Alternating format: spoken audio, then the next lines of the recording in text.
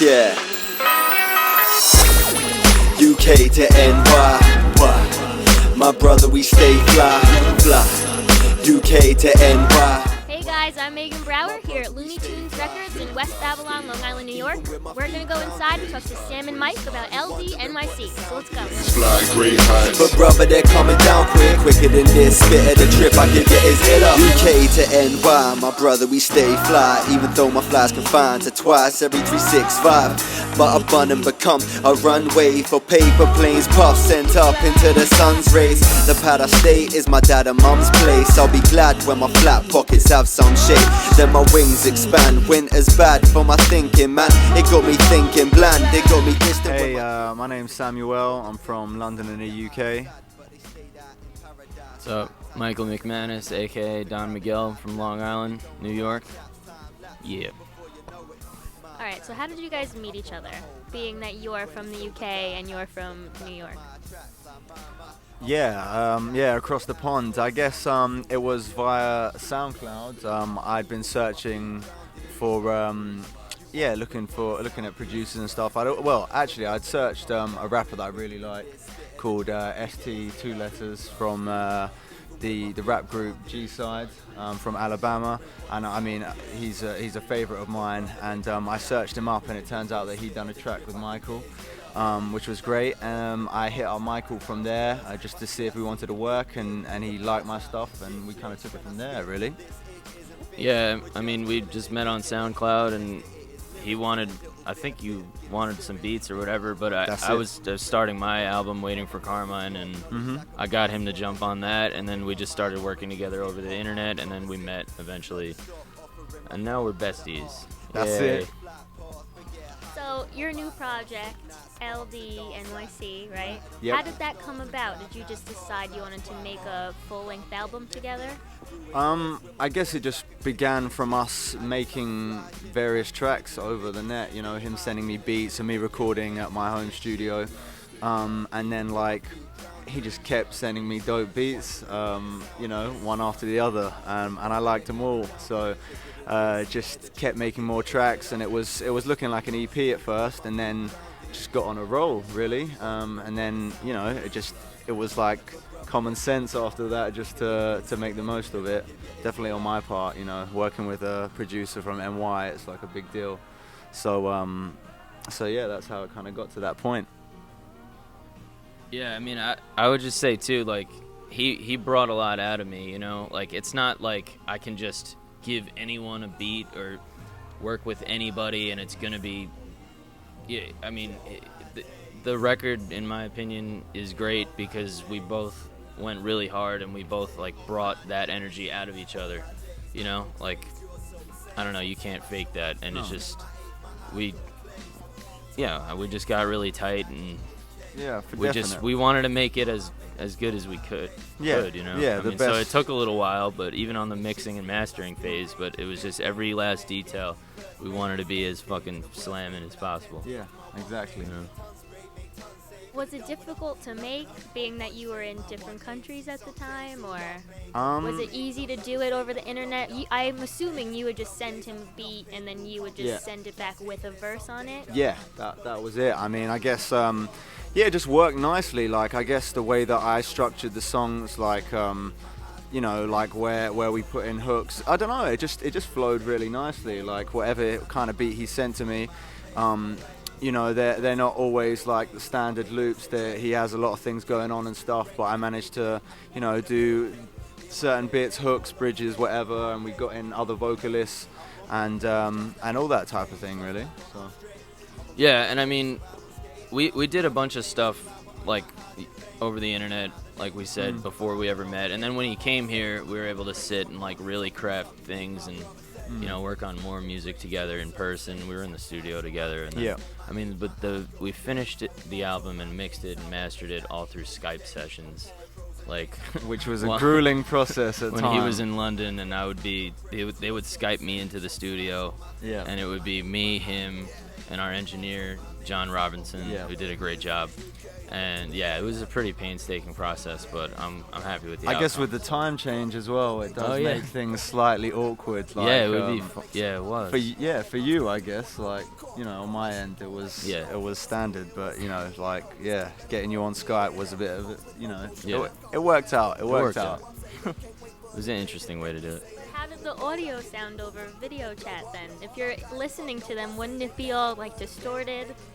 That's where we sent bounces. You know, I guess that made it more of a long process. You know, because then we have to make bounces to send. Like, I don't know, Mike had a good ear for it. He could hear quite a lot, even via the Skype, didn't it? Like, we could make decisions, but on the final stuff, it was definitely like a lot of bounces that got sent, and then we're going back and doing different things. So it took its time, but well worth it. Well worth it. Do you have a favorite song on the record? Personally, it's got to be the track called Second Home. It just feels epic to me, and it's there's a lot. It's quite emotional for me. Also, it feels like being that, you know, through New York being like the birthplace of hip hop, it feels like a second home to a rapper. You know, not even from so many miles away or whatever. And also just through like the ties now that I have here, like Michael, his family, his friends, like everyone's been ridiculously welcoming, and it just I feel at home here now, so that's kind of the meaning behind that track. And also we've got a vocalist on it called Tone, and he does a tremendous job. Yeah, he fucking killed that one. He did. So crazy. He did. My favorite track, there's too many to list, but I would maybe go with Moral Compass. Nice. Just because it was the first one. It was. And I just really like the message behind it. Mm-hmm. And we have a rapper on there called FaZe, and he like really fucking smashed it. Like I love that verse so much. I don't know. Yeah, I love them all though. Yeah, no, for real. I mean, FaZe is he's and also a member from a rap group that I'm part of called London's Tongue, which is me, FaZe, and a guy called Lou Young, and they're good friends of mine. And both of them are on separate tracks on LDNYC, and both bring their A game and sound great. I'm glad that they could be a part of it as well. It was good for them. Which verse that you do in any of your songs is your favorite? Mike. We were listening. We were listening to this last night. There's a song called LDNYC, just self-titled. What is it? The second verse or whatever? There's one part. There's one part where he just like fucking just goes stupid. Like it's like we were listening to it last night, and I was like cracking up at like, I don't know. I think that made me feel good. Yeah. I would say that whole song. Yeah, Sam just fucking goes insane. Just smashed it. It's fucking nuts. Yeah, I guess just being the title track, I actually rewrote that as well from when I'd done a couple of verses to it before. Really wanted to kind of show off a little bit, you know what I mean? I'm not even that kind of person, but I guess like when it, you know, with that track, I just really wanted to, you know, hit home that that's what I'm doing, you know. I'm a proper rapper, you know. So that was it. Were there any of his beats that you heard that you were just like, shit, this is killing it? A lot of them. I mean, let's say in particular, I mean, one which is like pretty different, like unconventional, the track for Catching Sun. It's different to a lot of the other tracks on the project, and that one I really just enjoyed it. The vibe it gave me. I ended up like writing it just strolling around my area in the sun, like on one of those random sunny days that we don't have too often, and just kind of wanted to put that mood that, you know, like in England when the sun's out, everyone is a lot happier. Like I swear the vibe is very different, and I kind of wanted to put that into the song. And I think we did that successfully, you know. My favorite beat of mine? Yeah, go for it. Like, what were you most proud of, I guess? Oh, damn. Shit. Maybe I'm glad. Yeah. Yeah, I mean it's so simple. It's just pretty much a loop, but it's just so hip hop. Yeah. Yeah, it's very authentic. And if people knew dope. where it was from, like hip hop fans would probably be like, "Oh, cool." Yeah. But you flipped it crazy. Yeah, I just flipped it like a motherfucker. You wouldn't even know. Yeah, like burgers. Word. Yep. So when your album comes out, what are you planning to do? What's your big plans? Are you gonna go on tour? You're just gonna blast it all over the internet? Yeah, I guess the online presence is definitely something. I mean, it's obvious that it has to be done, doesn't it? Really, it's like mandatory. And just let it marinate a bit, like let the people hear it. It's been like a long time. A lot of my friends and family have been dying to hear it, and I kind of don't like playing tracks until they're finished completely, until the vision is totally there, and finally we have, we put a bow on it, we finished it, and it's ready to present. So just see how it goes, take it from there. What was your mindset while you were writing it? I felt like I was the shit at the time.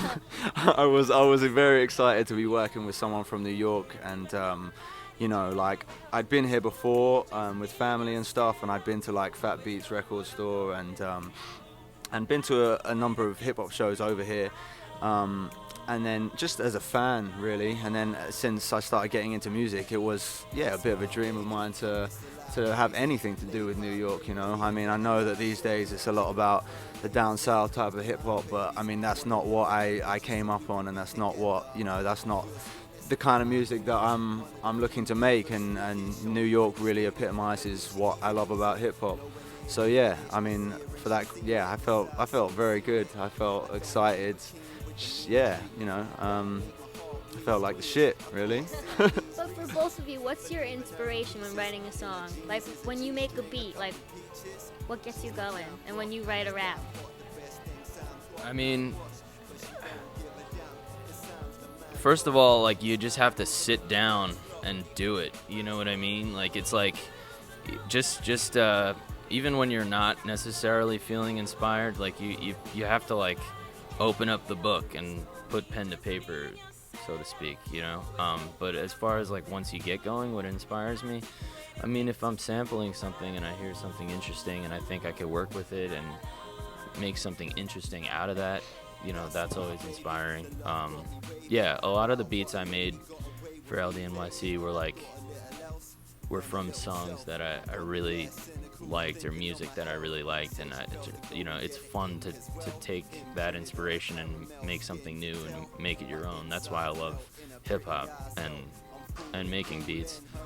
And also like he inspired me straight up. Like I wouldn't, like I said before, like I couldn't have made the music that I made if it wasn't for this guy like pushing me, and we pushed each other, I feel, and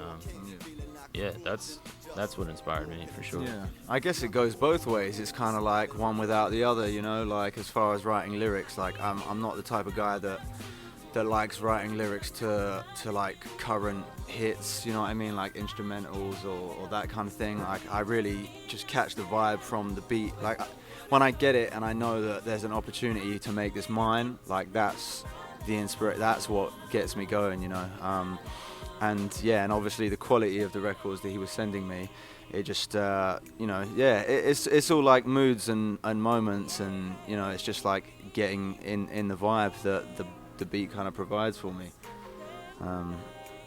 It was easy with the beats that it was easy, like as in it was just good fun. That's my favorite part, like getting to sit down and write to new beats. Like that's the part that I find most enjoyable. So were you ever in the same room and wrote together, or was it mostly just like the internet? A number of, like most of the tracks I had written, like quite a few of them I'd written single verses at home, like knowing that when I was coming to New York I wanted to write the other verses here, like, and be in that environment to write them.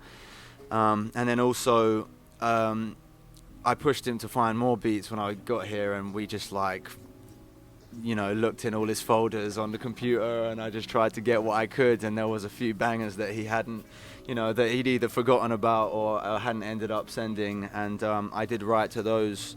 A couple of those I wrote in Mike's basement, where he makes the beats. So, yeah, various places. So, all right, you describe Mike as a person and a performer. Producer. As a producer, I mean, he's very multi-talented, like, with the instruments that he plays, with like, even with vocals that he can do, flipping all sorts of stuff. Like, he doesn't have too many like restrictive boundaries. Like, he just goes for it and just enjoys himself. And I've seen that with him performing as well. He gets into the mood and just like he's pretty sedated now, but on the stage he has fun. He definitely has fun. And as a person, I mean, yeah, too much to say. He's a very great dude. I mean, like 100% one of my closest friends now. And I mean, as far away, we see each other once a year, I guess, and that's what it's been for the past 3 years. And yeah, I mean, every time it's like I hadn't gone home. So like, yeah, he's amazing, and it's his family are amazing as well, and they've taught him to be a great person. That's your turn, I guess. What about Sam? Yeah, Sam, as a performer, I feel like you've gotten stronger as a performer for sure. Thank you. Yeah, like I could tell that you have way more confidence on stage now, and your voice is like more commanding. Like, I think the last show we did was like definitely my favorite one that we've done so far, for sure. Yeah, I agree. As a person, I mean, yeah, he's one of my best fucking friends. I love this guy to death, like, for real. Like, I love hanging out with him. Like, we have a lot of fun. We certainly do. We get fucked up together, and we listen to music and do friend things. Yeah. I mean, when I come out here, I mean, it's not just a music thing. Yeah, I mean, we just happen to be doing it now. Happen to be doing that. I enjoy just chilling with him. Yeah. We chat. I mean, it's not always. Yeah, we talk music, about life. So. Talk about yeah. Romance. I ain't embarrassed. No, not at all. Since you're in love with each other, is this bromance gonna last? Or you're gonna keep working together? I'm sure we'll work on things. I mean, I'm definitely trying to source some of these beats from Michael for like the group project that I'm gonna do with London's Tongue, with FaZe and Lou Young. And I know they love his production as well, so I'm excited to get some stuff from him. I've already been looking for samples and stuff and sending them over to him to get cracking, so straight away, really, back on it. So are you already planning what you're doing after this, or are you mainly just focusing on this album? Yeah, I guess for now, I mean, I guess like as far as the music goes, like making the music, it's just fun and enjoyable, so it's not really like a chore in any way or, in any shape or form. It's just like naturally happens. It's not what we like doing, so it's like a break from all the promoting kind of thing. I'm not hugely into that as a person, but I realize that it's got to be done. But yeah, so just making the music, like I'd do it constantly if I could. His accent is charming. Did you ever have any problem understanding what he was saying?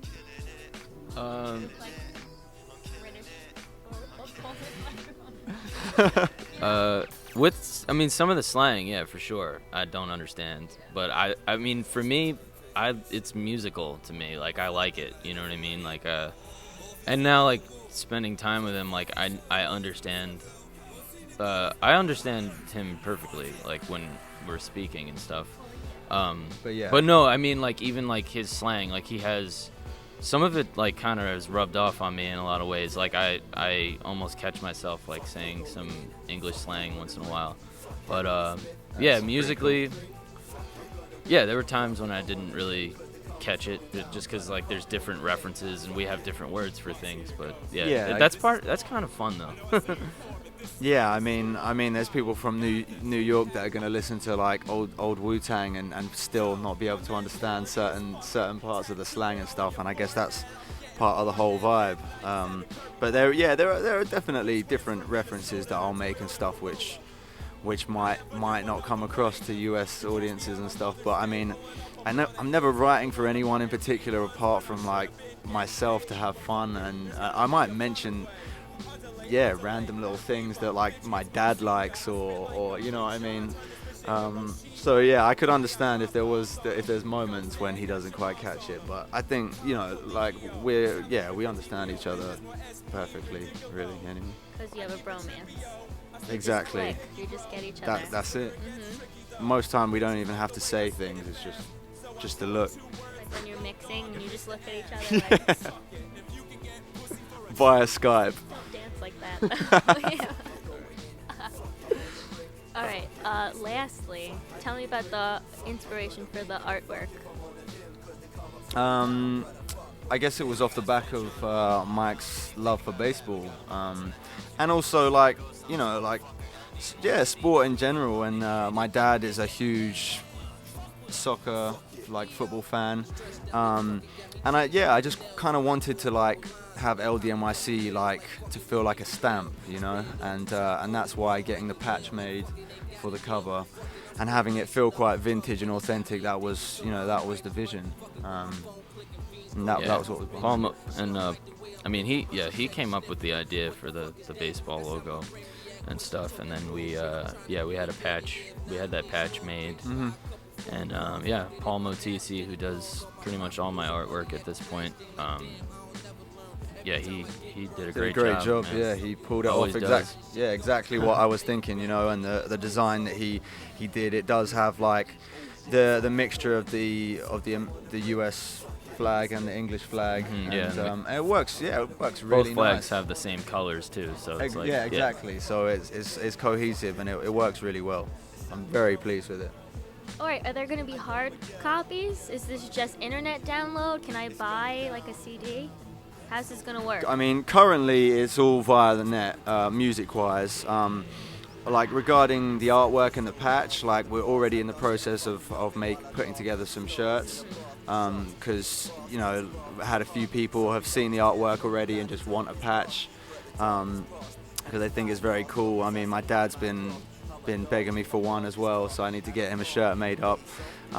So yeah, that's what's in the plan. But I guess hard copies maybe eventually. I mean, some vinyl would be insane, but for now just the digital thing is how it's going, I guess. When's your drop date? Do you have a drop date? Soon. ASAP. It's online already. Like it's been downloaded a lot of times already. Like which is cool. But But we didn't. No, we're waiting for iTunes to fucking put it on the thing. Like to be honest with you, like to be blunt, they gotta fucking speed up the process. Yeah, I'm sure they will. I'm sure like the headquarters of iTunes will watch this. But yeah, no, we have a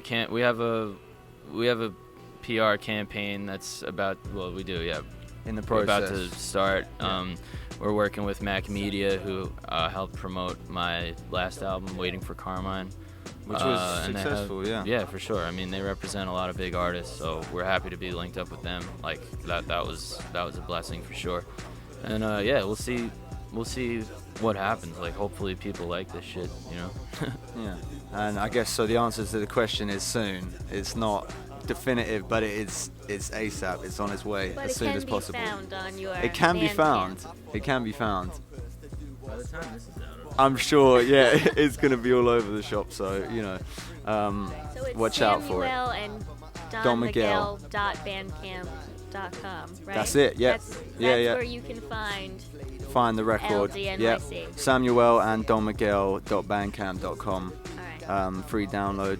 Cop that. So, aside from your project together, what are you currently working on separately? Outside of LDNYC, I have a band that I sing in called Gamblers, based in Brooklyn. We just finished we finished tracking our record. That's being mixed right now, and then it'll be mastered.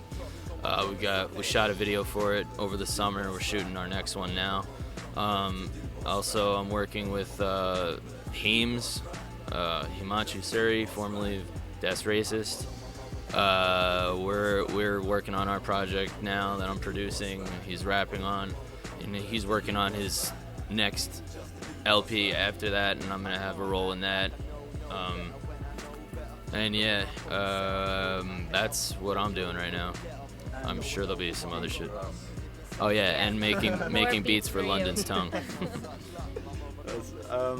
And yeah, I guess for me, I've got a follow-up project that I'm not sure when that's going to drop. I don't want to do it too soon after this. But a project called Lost Time, like a solo effort of mine, which will be out like early next year. And then obviously the London's Tongue project that I'm working on, which I'm very excited to do because I haven't done anything with it's all been solo stuff really. I mean, obviously it's a collaborative effort with Michael, but it's just me rapping mainly apart from the features. And definitely with the other two guys, it's very diverse. We've all got different styles, so it keeps things interesting. So I'm looking forward to doing that. Thanks for checking this out. Go cop LDNYC. Thank you, Meagan. Thank you, Sean Ageman, for shooting this. Yeah. Stay golden. Golden. Yeah, thank you, Meagan, for interviewing us. It's been a pleasure, and thanks to Sean for shooting it, and thank you, Michael, for giving me some dope beats and making the project happen. It's been a trip. Nice work. That can blind eyes for a time in any sway. In my line of sight will get frayed. Born in the jungle.